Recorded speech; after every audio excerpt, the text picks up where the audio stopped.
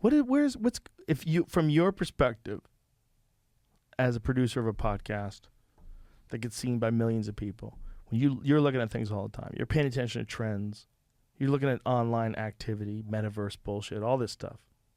Where are we going? Something's happening, right? Civilization is clearly at a tipping point, right? Because those days I don't look at my phone, you forget. Right. Stuff is going wild. For sure. But eventually it's going to affect you, like the way you pay your bills, whether or not you get credit. It's going to affect you, right? If they institute some sort of a social credit system, it's going to affect you. That's a clip of Joe Rogan fear-mongering about a social credit score apparently being imminent in the United States, which is clearly related to Joe Rogan's current endeavor, which is creating a profile on a new right-wing social media website that's centered around free speech, which all started off following Marjorie Taylor Greene being permanently suspended from Twitter for sharing COVID misinformation. Now here's the thing that people really need to understand. These new social media apps, whenever right-wingers create them, usually do one of two things. Either they turn into 4chan basically immediately and people just spread a bunch of Nazi propaganda there, because if you're not willing to censor Nazi propaganda, then it turns out that they will take over the platform and share nothing but that all day long. Or they will put in place very basic common sense requirements that people not spread violent, hateful, bigoted propaganda, and then the entire social media app will collapse under the weight of its own nonsensical premise. Because this is the reality. You cannot have free speech for everybody. It's impossible. I'm sorry. I hate to break it to you.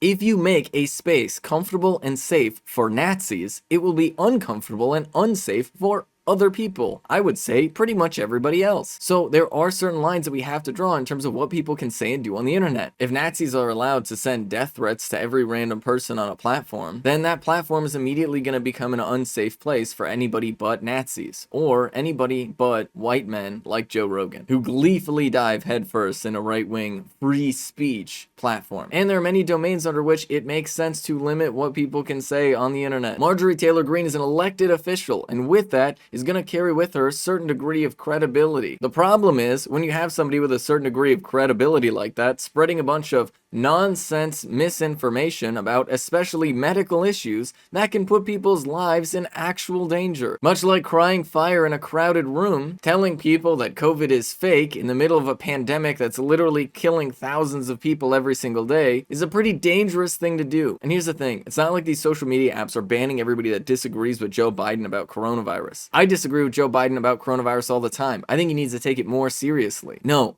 they are being very selective, and I think too slow to ban people from Twitter sharing COVID misinformation, but ultimately they are being very deliberate about the people that they are choosing. So yes, hate speech and violent speech should not have any space on social media websites like Twitter. And yes, medical misinformation should also not be allowed on these platforms either. And the standard for this is very, very simple. If certain speech would lead to real material harm to people, then it shouldn't be allowed on platforms like Twitter and YouTube, etc. This is Ben Carollo with Rebel Headquarters. You can catch my show Galaxy Brain on the Young Turks Twitch channel every Friday at 4 p.m. Eastern Time. You can follow me on Twitter if you want to stay up to date with my content.